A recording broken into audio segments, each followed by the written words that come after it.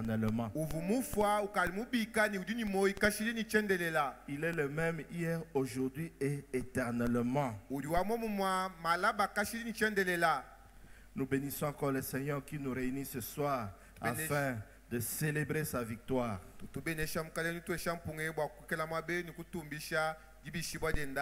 Depuis hier, nous avons commencé le programme béni sur la Pâque. Et on nous a dit que la Pâque pour nous n'est pas une simple commémoration.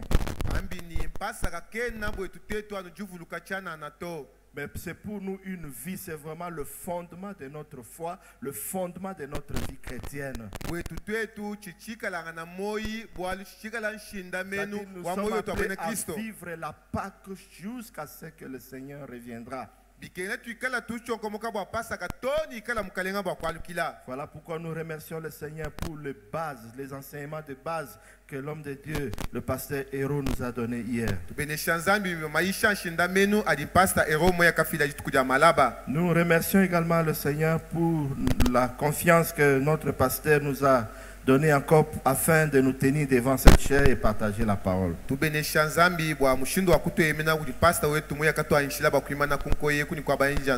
Sans plus tarder, nous allons prendre nos Bibles, nous voulons lire quelques portions des Écritures. La première lecture sera un peu longue. Genèse chapitre 27 de 1 à 29. La deuxième lecture nous le ferons dans Luc chapitre 24 25 à 31.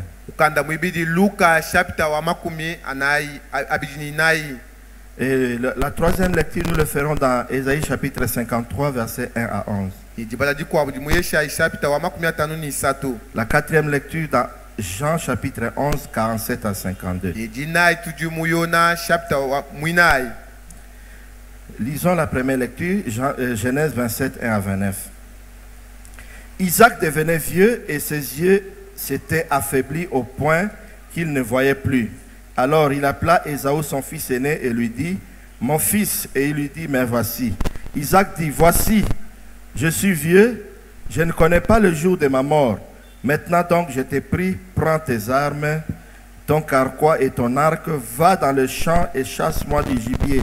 Fais-moi un mets comme j'aime et apporte-le-moi à manger afin que mon âme te bénisse avant que je meure. Rebecca écouta ce qu'Isaac disait à Ésaü son fils. Et Ésaü s'en alla dans le champ pour chasser du gibier et pour le rapporter. Puis Rebecca dit à Jacob son fils, voici j'ai entendu ton père qui parlait ainsi à Ésaü ton frère. Apporte-moi du gibier et fais-moi un mets que je mangerai et je te bénirai devant l'Éternel avant ma mort. Maintenant mon fils, écoute ma voix à l'égard de ce que je te commande. Va me prendre au troupeau 2 bons chevreaux. J'en ferai pour ton père un mets comme il aime.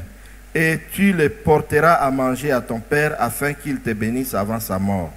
Jacob répondit à sa mère, voici Ésaü mon frère est velu et je n'ai point de poils. Peut-être mon père me touchera-t-il et je passerai à ses yeux pour un menteur et je ferai venir sur moi la malédiction et non la bénédiction. Sa mère lui dit que cette malédiction, mon fils, retombe sur moi. Écoute seulement ma voix et va me le prendre. Jacob alla les prendre et les apporta à sa mère, qui fit un mets comme son père aimait. Ensuite, Rebecca prit les vêtements d'Ésaü, son fils aîné, le plus beau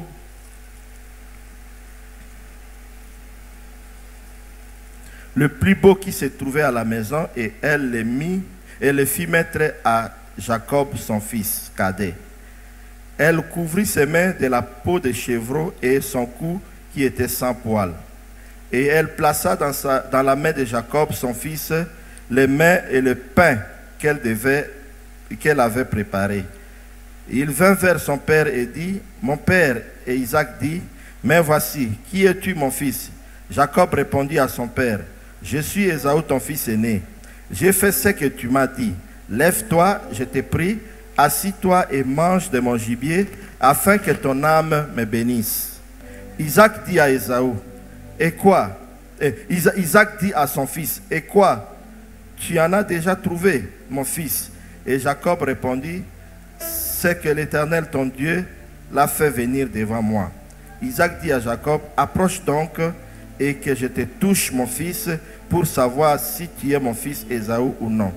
Jacob s'approcha d'Isaac, son père, qui le toucha et dit, la voix est la voix de Jacob, mais les mains sont les mains d'Ésaü.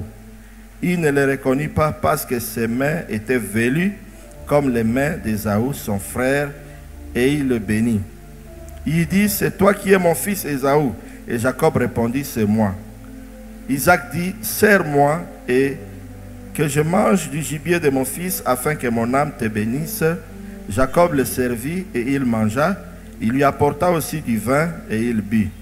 Alors Isaac, son père, lui dit, approche donc et baise-moi mon fils. Jacob s'approcha et le baisa. Isaac sentit l'odeur de ses vêtements, puis il le bénit et dit, voici l'odeur de mon fils est comme l'odeur d'un champ que l'Éternel a béni. Que Dieu te donne de la rosée du ciel et de la graisse de la terre, du blé et du vin en abondance. Que des peuples soient soumis, que des peuples te soient soumis et que les nations se prosternent devant toi. Sois le maître de tes frères et que les fils de ta mère se prosternent devant toi. Maudit soit quiconque te maudira et béni soit quiconque te bénira. Lisons maintenant la deuxième lecture, Luc chapitre 24, 25 à 31.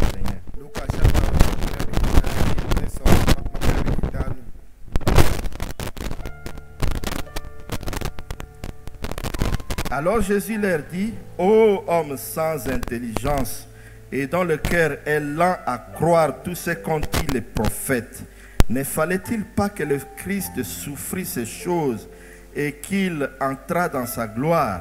Et commençant par Moïse et par tous les prophètes, il leur expliqua dans toutes les Écritures ce qui le concernait. Ésaïe 53.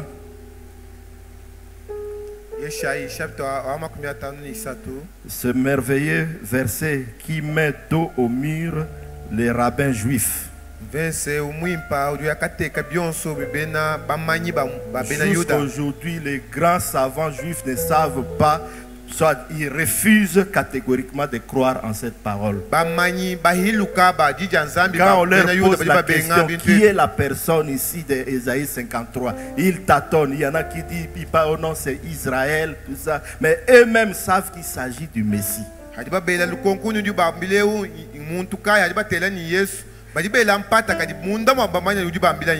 J'ai eu à lire quelques articles selon le commentaire des rabbins sur Ésaïe 53, mais vous voyez vraiment qu'ils sont en train de passer à côté, ils s'embrouillent, ils ne savent pas.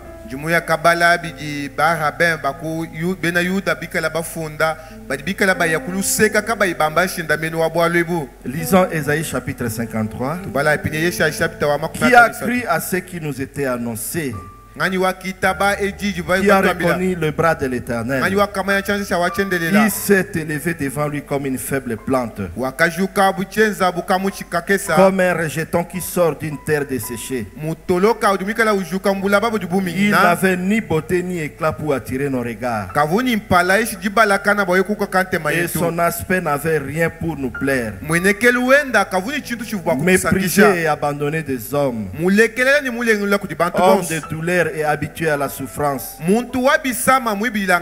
semblable à celui dont on détourne le visage. Nous l'avons dédaigné, nous n'avons fait de lui aucun cas. Cependant, ce sont nos souffrances qu'il a portées, c'est de nos douleurs qu'il s'est chargé, et nous l'avons considéré comme puni, frappé de Dieu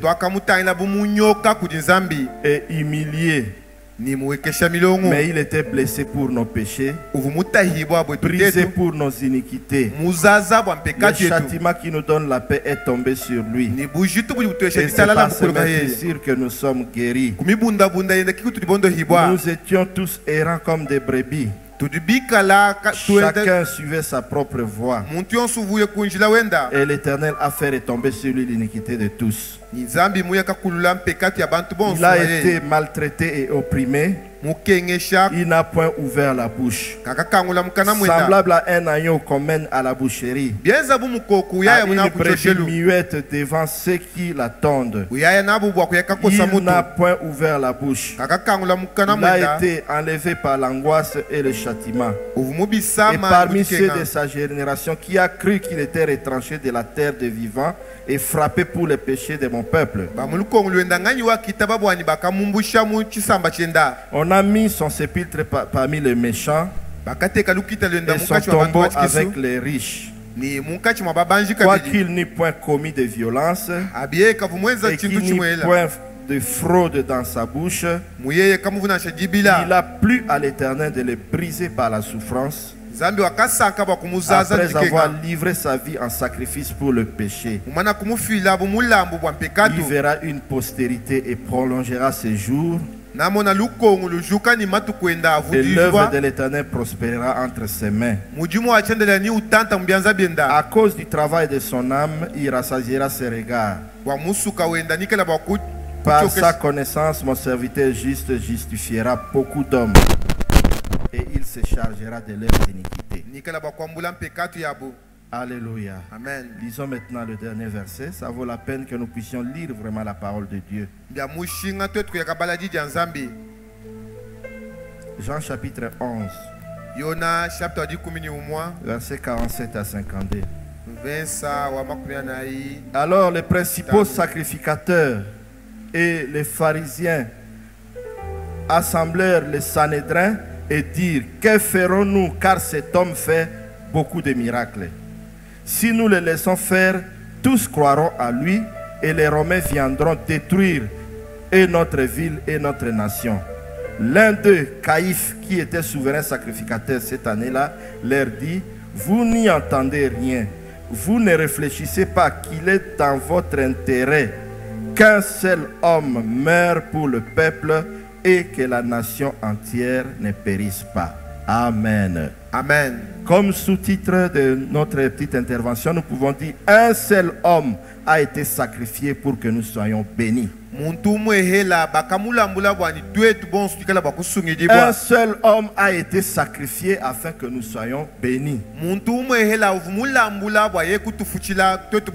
Lorsque nous lisons, lorsque nous considérons la première lecture que nous avons faite à propos de la bénédiction, quand Jacob est venu par la ruse et a obtenu la bénédiction, la première tendance humaine que nous pouvons avoir, c'est de condamner maman Rebecca et Jacob d'avoir usé de ruse.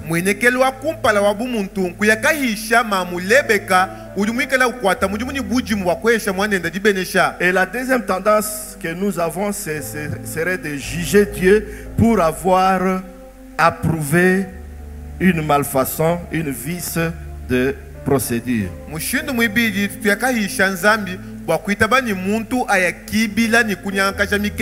Mais la parole de Dieu est comme un diamant à plusieurs facettes. Cet événement est réellement une pédagogie de Dieu pour nous enseigner sa sagesse insondable concernant Christ. Donc ici, nous voulons considérer Ésaü comme type de Christ. Dans la parole de Dieu, il y a le principe de type et antitype. Plusieurs événements, plusieurs épisodes qui se sont passés dans la vie des personnages bibliques ont été souvent le type de Christ.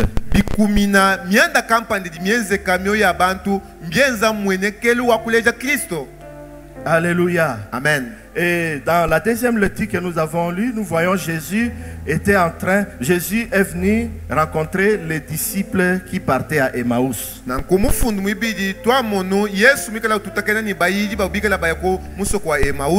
Alors qu'ils étaient ensemble et que les femmes sont allées au tombeau, ils ont trouvé que le tombeau est vide, ils sont venus donner la nouvelle et ils n'ont pas cru parce qu'ils étaient dans l'incrédulité.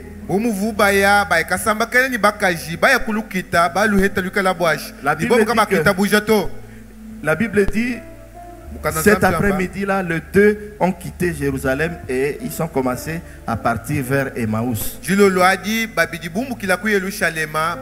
en train de parler et ils étaient vraiment inquiets. Au point que Jésus s'approche et me dit, mais qu'est-ce qui ne va pas? Vous êtes en train de parler et je vous vois vraiment très préoccupé. Qu'est-ce qui ne va pas?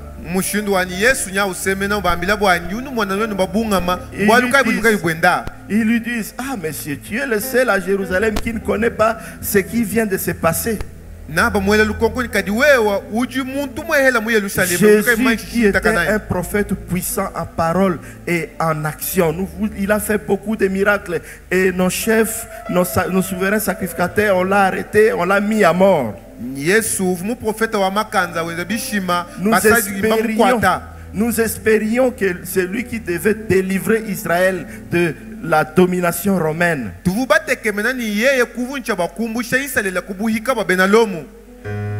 Alors Jésus leur dit, homme peu d'intelligence et lent à comprendre. Vous savez pas que les prophètes ont dit que le Christ devait souffrir, il devait mourir et ensuite ressusciter. Ils ont marché ensemble pendant 12 kilomètres. À peu près 3 à 4 heures du temps. Et pendant ces 3 à 4 heures du temps, Jésus a commencé à leur parler en partant du livre de Genèse, Exode, Lévitique, Nombre, Deutéronome, Josué, Juge, jusqu'à Esaïe, Jérémie, jusqu'à Malachie. La Bible dit, Jésus leur a enseigné sur chaque livre tout ce qui le concernait. Un enseignement de 3 à 4 heures du temps. Et j'espère bien, c'est moi qui l'ai dit, que Jésus a utilisé surtout les types de Christ qui étaient dans chaque livre de l'Ancien Testament.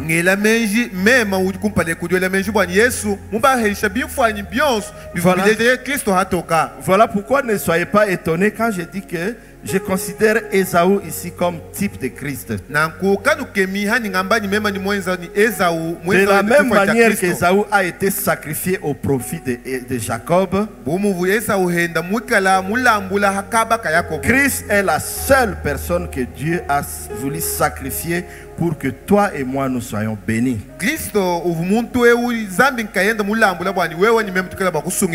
Voilà pourquoi nous voulons relever quelques caractéristiques d'Ésaü ou que nous considérons comme le type de Christ.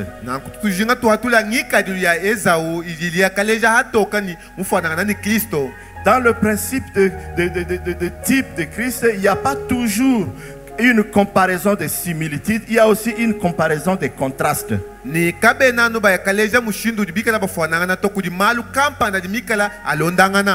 Oui, dans cet épisode, nous allons relever quelques similitudes ainsi que quelques contrastes aussi. Premier type ou première caractéristique de Christ que nous voyons en Ésaü. Ésaü était le fils bien-aimé de papa Isaac. C'est sur Ésaü que Isaac misait pour perpétrer le nom d'Abraham.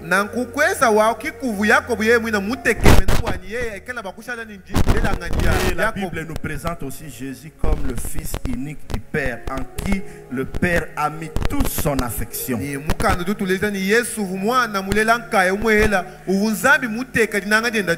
Rappelez-vous l'épisode du baptême de Christ. La Bible dit, une voix s'est fait entendre. Celui-ci est mon fils bien-aimé, en qui j'ai mis toute mon affection.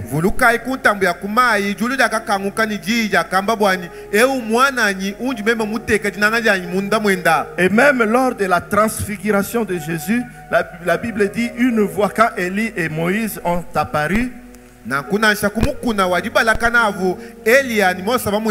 Une voix s'est fait entendre. Celui-ci est mon fils bien-aimé, en qui j'ai mis toute mon affection. Écoutez-le. De la même manière que Ésaü était le seul sur qui papa Isaac misait, Jésus est le seul qui avait toute l'affection du Père. Il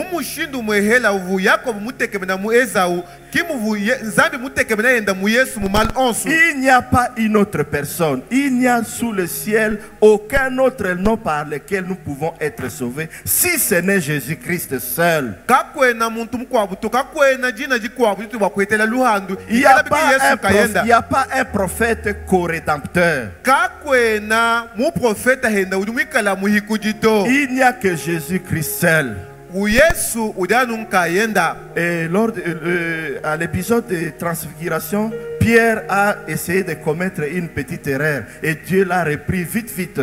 Tellement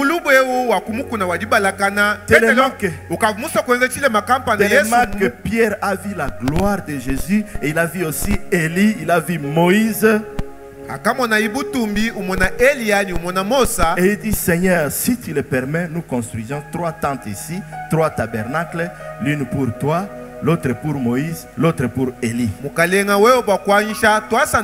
Dieu récupéra vite. La Bible dit, une nuée vint et engloutit Élie et Moïse. Jésus resta seul. Et Dieu dit, c'est celui-là que vous devez écouter. Parce qu'il renferme en lui et la loi de Moïse et les prophètes.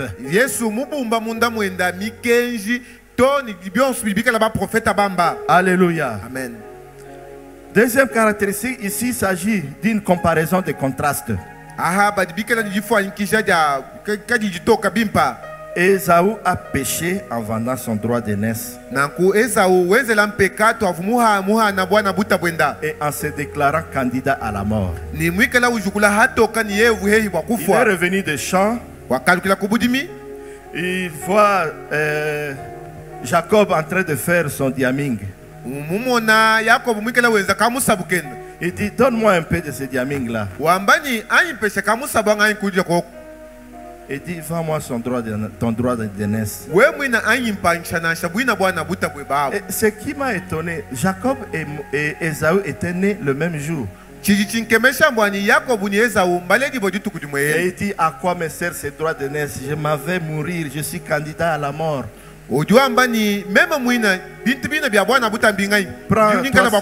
Prends à toi ce droit d'aînesse et donne-moi le quaker, je vais manger. Ésaü a volontairement péché et c'est ce qui a fait qu'il a été sacrifié. Mais quant à Jésus, Jésus a accepté volontairement de faire la volonté de Dieu en acceptant de venir mourir. Il n'a jamais péché. C'est lui l'agneau sans tache. Et il a accepté volontairement de venir faire la volonté de Dieu. C'était vraiment la stratégie de Dieu qui dépasse toute la sagesse humaine. Et dans Matthieu chapitre 16, nous voyons Jésus est en train d'annoncer sa mort. Il est en train de dire aux disciples, nous irons à Jérusalem, le Fils de l'homme sera arrêté, on va le faire souffrir, après il va mourir. Et Pierre le prend. La Bible dit, Pierre l'a tiré un peu de côté et il a commencé à lui faire des reproches, à le reprendre.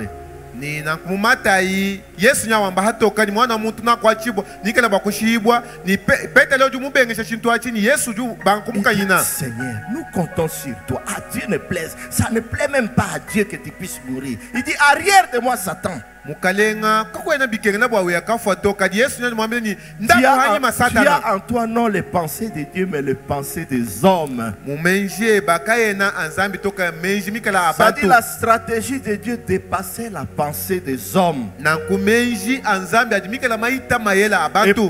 Paul dit que si le diable avait su, ou même si les juifs, les souverains sacrificateurs, les Sanhédrins avaient su que cette mort était pour la gloire de Dieu, pour la glorification de Christ, ils n'allaient pas le crucifier. Paul nyawa mbani mbubena Yuda eji satana mumanya bwani hanyuma alufu alukuvukikala butumbi kaba vuwa kumuhela muchi makanato. Même tout ce que Dieu a utilisé dans sa stratégie pour exécuter son plan, il ne comprenait rien. Na shama yela onso adinzai mukwatana mujumbu wa kukwenza mwandeu bobu kaba mumvo chintwe. C'est pourquoi dans le 4e texte que nous avons lu, on voit Caïphe dit, il faut qu'il soit sacrifié. Il faut qu'une seule personne soit sacrifiée afin que tout le peuple soit sauvé. Et la Bible dit, il le disait, il ne savait pas qu'il était en train de prophétiser. Kaifa wambani bikenani muntu umwela afoba bantu bako abasungijibu baba mbani kavumanya bwanchivu ambachi vujinja chi profeta jikala juujibwa. Alléluia. Amen. Jésus est la seule personne sans tache.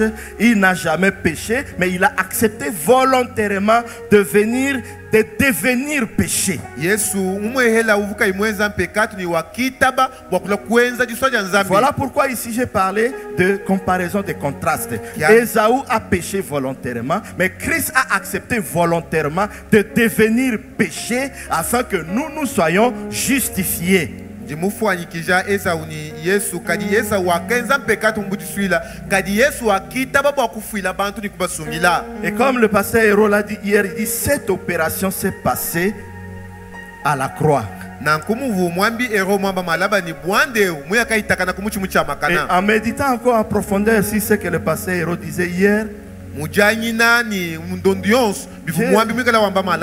j'ai découvert en faisant une simple, en essayant un peu de comprendre, parfois je ne parvenais pas à comprendre comment la victoire de Jésus par la mort et dans le noir et tout ça, et ce n'est pas une défaite ça.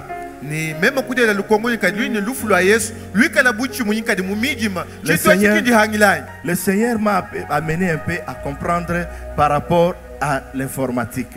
Vous savez, quand vous avez un ordinateur avec un ancien système d'exploitation,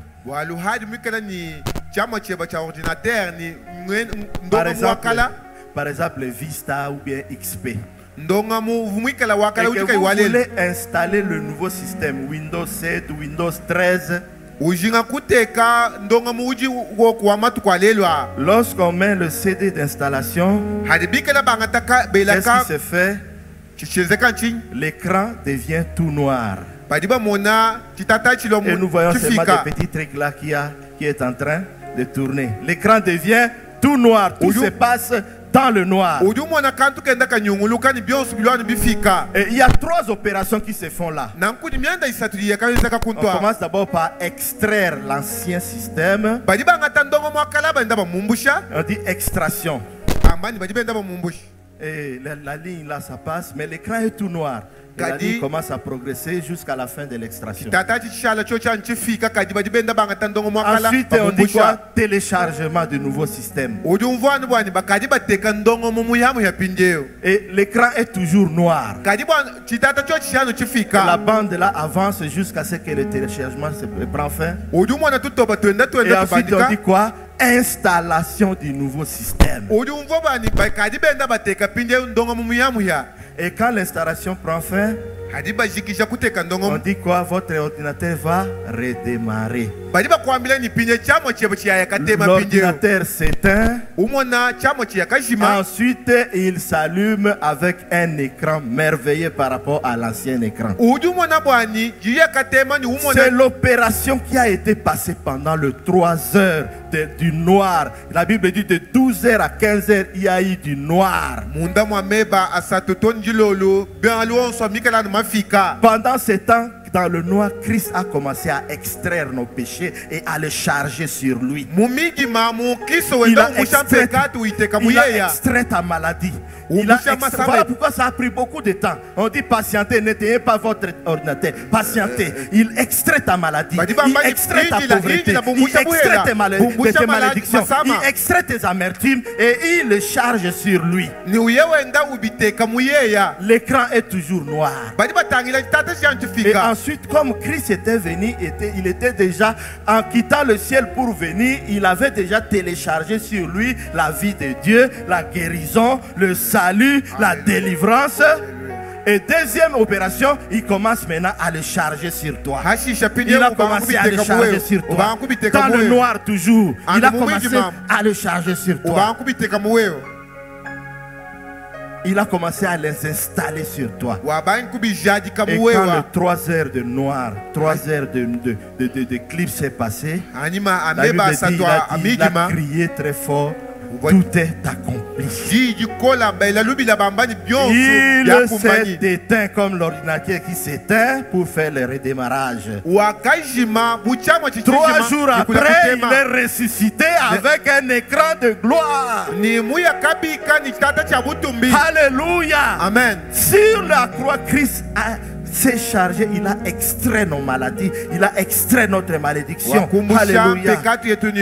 Et il a chargé sur nous de nouveaux programmes de vie, de délivrance, de victoire, de prospérité, de guérison, de santé divine.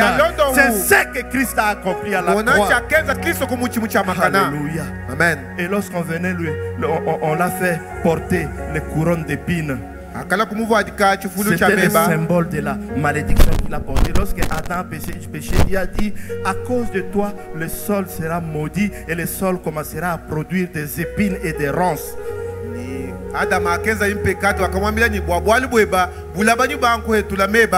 Alors on a fait le couronne d'épines qui représentait la malédiction. On l'a fait porter. Il s'est chargé de toutes nos malédictions et il nous a déclaré béni. Pourquoi ne pas acclamer une telle personne? Alléluia.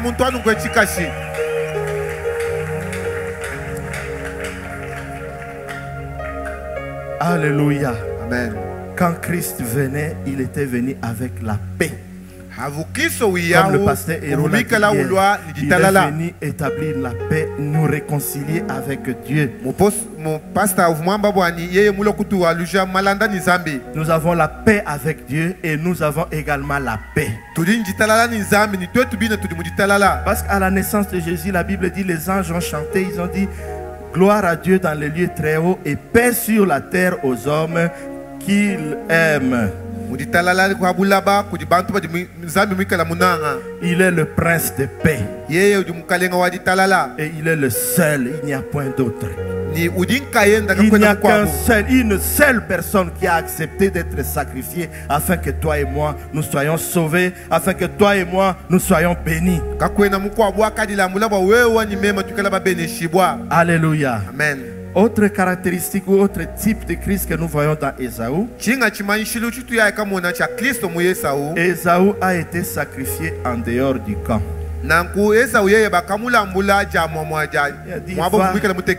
Va dans les champs là-bas, en dehors du camp, chercher les gibiers, loin de la ville. Et c'est là qu'il a été sacrifié. Et c'est Jacob qui a été béni.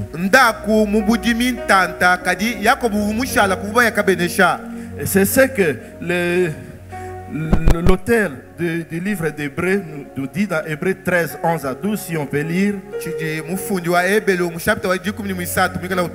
Les corps des animaux dont le sang est porté dans le sanctuaire par le souverain sacrificateur pour le péché sont brûlés hors du camp. C'est pour cela que Jésus aussi, afin de sanctifier le peuple par son propre sang, a souffert hors de la porte de la ville. De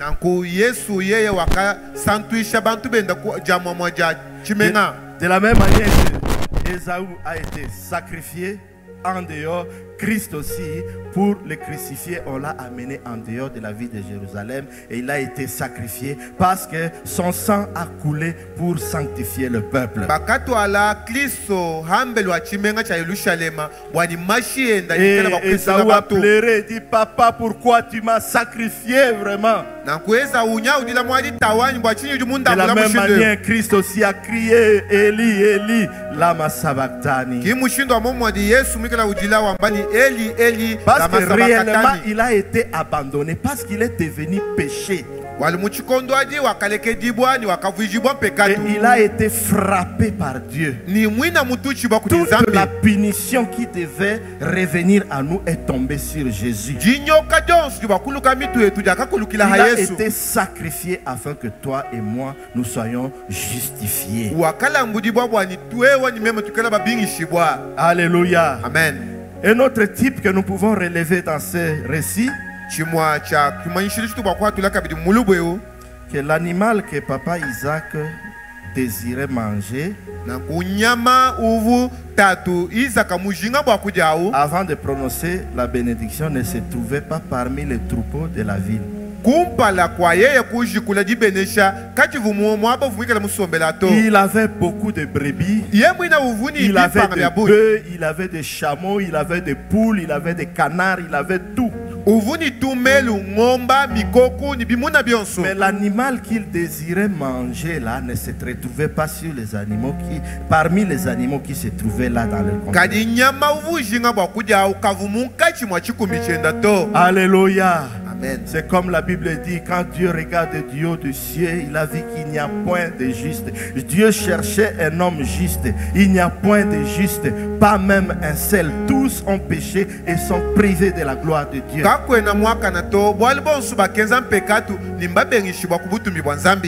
Voilà pourquoi pour ton salut, il a fallu que quelqu'un vienne d'ailleurs. Alléluia. Le salut ne se retrouvait pas parmi le peuple. Que personne ne te dise, oh, notre prophète est courageux. Pour être sauvé, il faut passer aussi par les prophètes. Dit, le prophète ne se trouve pas parmi les animaux que Dieu a désirés ce jour-là.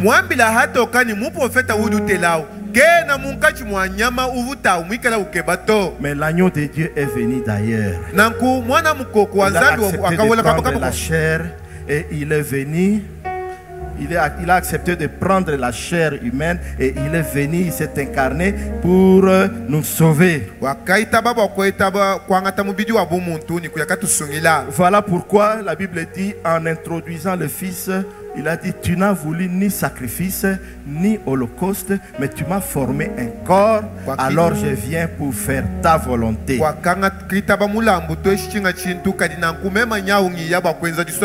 il n'y a que Christ et Christ seul qui pouvait offrir le sacrifice qui pouvait plaire à Dieu. Alléluia. Amen. Autre type que nous pouvons relever dans cet épisode, est-ce que la nourriture que papa Isaac devait manger était constituée de viande, pain et vin.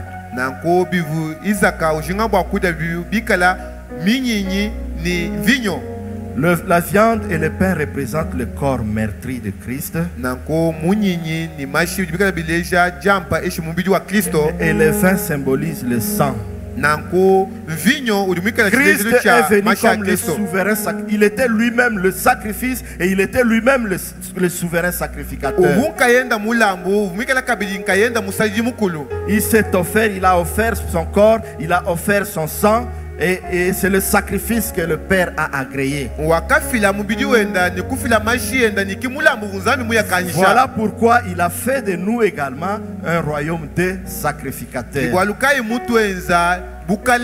Ce n'était que le sacrificateur qui avait droit de manger le pain de proposition qui était dans le temple. Ce n'était que le sacrificateur qui avait droit de manger une portion de chair qui était sacrifiée à Dieu. ano basadidi ka banshi bobo akuja mampa majidila ni chito cha munyi nyuvumikala mulambula. Voilà pourquoi Christ, en nous donnant son corps et son sang, il confirme que nous sommes des sacrificateurs qualifiés pour manger les histoires du temple. Adutuesha mubidi wenda utuesha ni mashendo dutu amila bwana tudi banshila ni tuka bavuji babasadidi Non seulement il nous a sauvés, mais il a fait de nous également des sacrificateurs comme lui.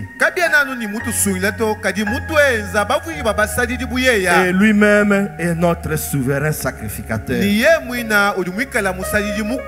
La liste n'est pas exhaustive, bien aimé, mais faute de temps, nous pouvons aller rapidement. Une dernière chose que nous pouvons réaliser comme type de Christ dans cette histoire. Ésaü était le proche parent de Jacob,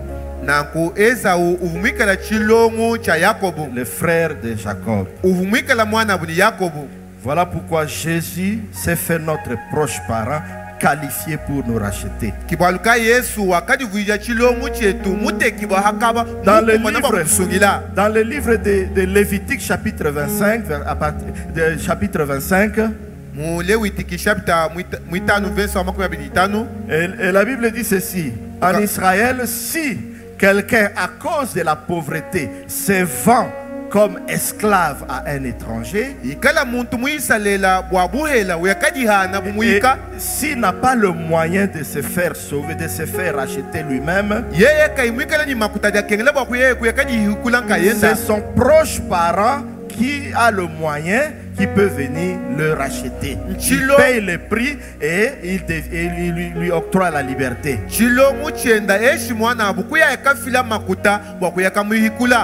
Voilà pourquoi Christ, en venant, il est venu concilier la justice de Dieu et l'amour de Dieu. Selon la justice de Dieu, l'âme qui pêche, c'est celle qui meurt. Voilà pourquoi tous ont péché et sont privés de la gloire de Dieu. Il n'y a point de juste, même pas un seul.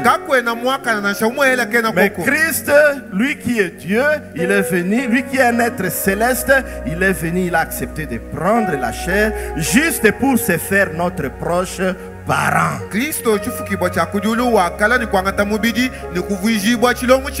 Et l'agneau qui devait racheter devait être juste sans tache. Et il est le seul à être qualifié pour nous accorder le rachat. Alléluia. Amen. Jésus-Christ est la seule personne qui a été sacrifiée afin que nous soyons bénis. Il n'y a pas un autre. Il n'y a pas un autre. Il n'y a pas un substitut. Mais Jésus est Jésus seul. Et maintenant, conformément à la Bible, conformément à tout ce que nous venons de lire, en quoi consistait cette bénédiction? En quoi consistait cette bénédiction? Cette bénédiction consiste d'abord au bénéfice de l'amour de Dieu. La Bible dit, Dieu a tant aimé le monde, a tant aimé les hommes qu'il a donné son Fils unique. Afin que quiconque croit en lui ne périsse point, mais qu'il ait la vie éternelle. Quand je dis Christ est la réponse de Dieu, Christ a concilié l'amour et la justice de Dieu. Selon la justice, l'âme qui pêche doit mourir. Et puisque Dieu devait sauver, il a fallu maintenant que notre proche parent accepte de mourir pour accomplir la justice de Dieu et pour accomplir également l'amour de Dieu, qui consiste à faire de nous également les bien-aimés de l'Éternel. avec la mort et la résurrection de Christ, Dieu n'a plus un seul fils bien-aimé, mais maintenant il a fait de nous tous les bien-aimés de l'Éternel. Nous sommes devenus héritiers de Dieu et co-héritiers du Christ, c'est-à-dire bénéficiaires de toute l'affection de Dieu.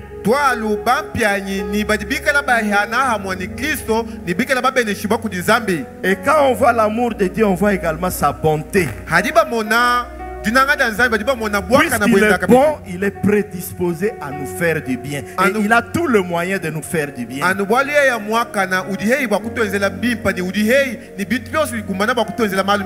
J'aime mes enfants, mais il arrive que je puisse manquer le moyen de leur faire du bien parce que je suis limité.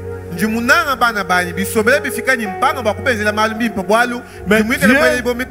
Dieu nous aime, il est prédisposé à nous faire du bien et il a tout le moyen de nous faire du bien et il aime, il veut bien nous faire du bien. C'est comme un jour Jésus passait, le prêtre s'approche de lui et dit: Seigneur, si tu veux, rends-moi pur. Il croyait que Jésus est le Tout-Puissant pour le guérir. Il croyait que Jésus pouvait bien le guérir. Mais il doutait, est-ce que c'est vraiment sa volonté?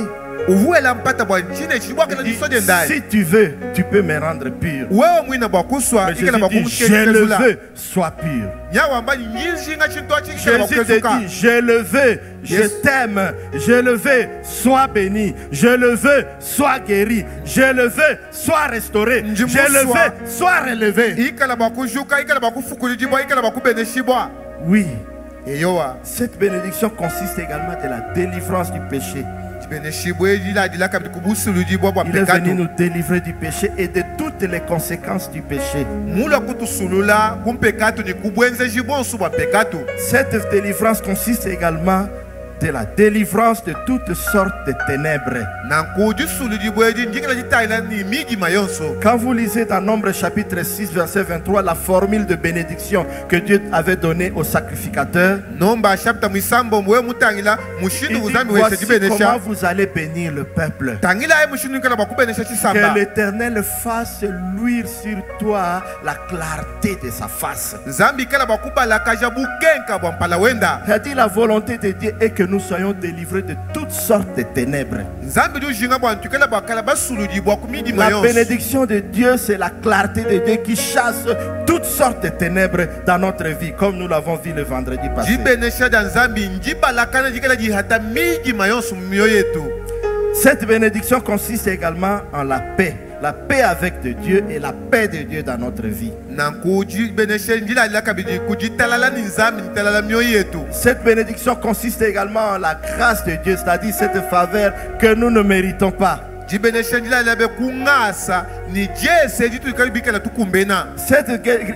bénédiction consiste également en la protection divine. Cette bénédiction consiste également en la guérison. Non seulement la guérison de notre santé, mais la guérison de toute situation de notre vie.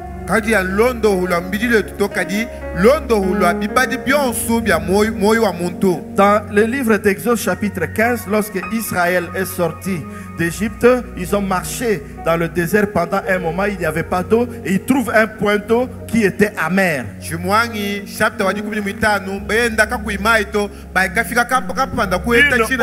Une eau remplie d'amertume. Mais la Bible dit, Dieu indiqua à Moïse un bois. Prends ce bois-là, jette dans l'eau, et ce bois va transformer l'amertume de cette eau en délice.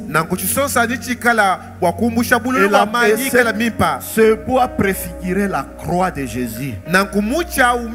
C'est par la croix de Jésus que toutes nos amertumes ont été téléchargées en lui. Et la croix du Christ transforme toutes nos amertumes en délices.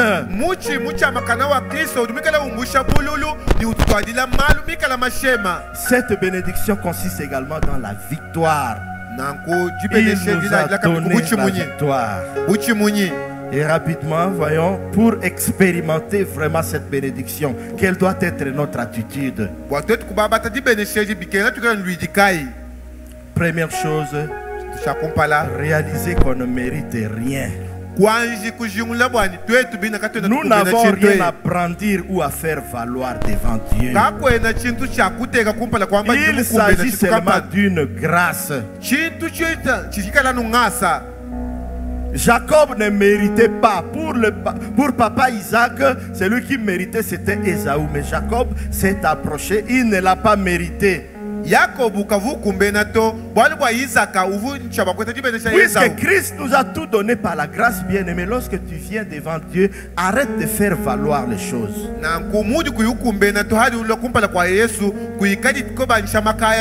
Un jour, on partageait avec le frère Giovanni. On a dit parfois, les chrétiens, on a tendance à faire